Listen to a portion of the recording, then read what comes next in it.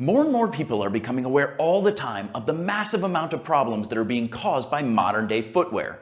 Whether we're talking about bunions, plantar fasciitis, Morton's neuroma, hammer toes, or Achilles tendonitis, all of these things have links to narrow pointed toe boxes, elevated heels, and thick cushioned soles that prevent your feet from sensing the ground underneath them and spreading out and moving like they're supposed to. And as harmful as these things can be for adult feet, the damage that they cause in children still developing feet is much, much greater. And so today we're talking about the best footwear options for the children in your family. I'm going to share with you what I picked out for my own kids and why. Let's get into this. When it comes to picking out shoes for my kids, there are a few features that are super important for me. Number one is an ultra wide toe box that allows the foot to spread out and maintain its normal shape. Number two is a thin sole with minimal cushioning so that they can really sense the ground underneath their feet. Number three is a zero drop, so the shoe is the same height at the heel that it is at the forefoot.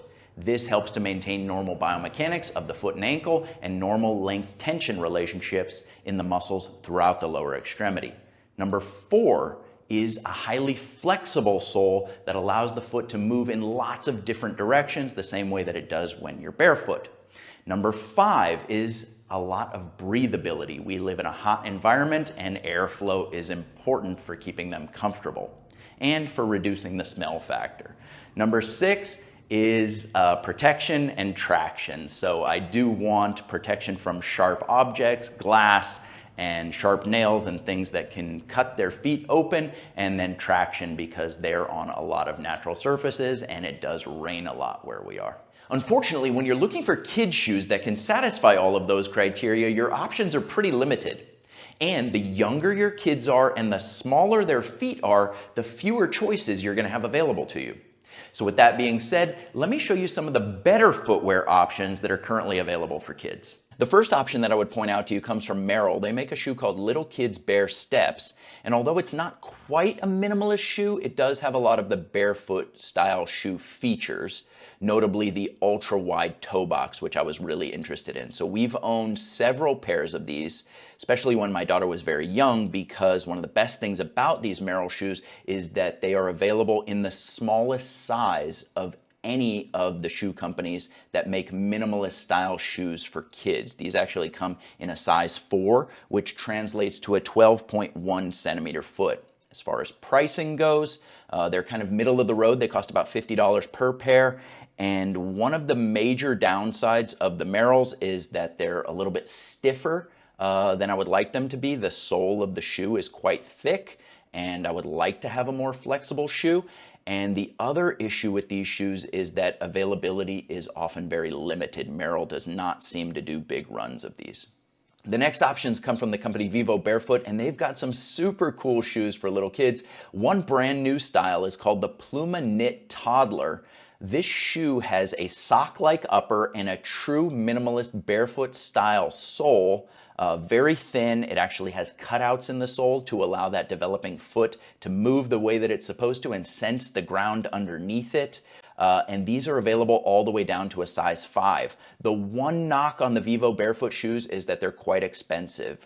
For a toddler shoe, you're looking at $62, and in the preschool sizes for slightly larger kids, you're looking at $68. And for larger kids, starting in a kid's size 9, which translates to a 16 centimeter foot, Vivo Barefoot also has the Primus Sport 3 preschool and the Gaia preschool available. Cool styles, Velcro closure, true barefoot shoes, thin minimalist sole, zero drop, wide toe box. Both of those are great options. Again, the one knock on Vivo is that they're quite expensive. The Primus Sport 3 costs $80 and the Gaia preschool costs $62.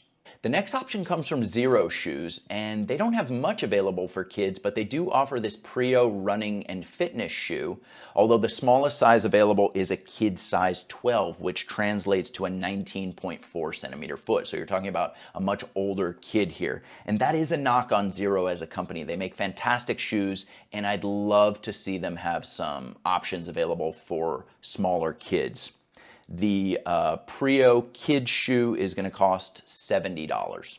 After going through all of these options and purchasing and using quite a few of them ourselves, I ended up going with these shoes for my daughter. They're from a company that I've never heard of called Saguaro, and these shoes give me everything that I'm looking for in a kid's shoe at a fantastic price point. Notice the ultra-wide toe box and how the shape of the sole of this shoe closely mimics the shape of a human foot. What a concept, right? It's got a super thin zero-drop sole that's highly flexible in all directions.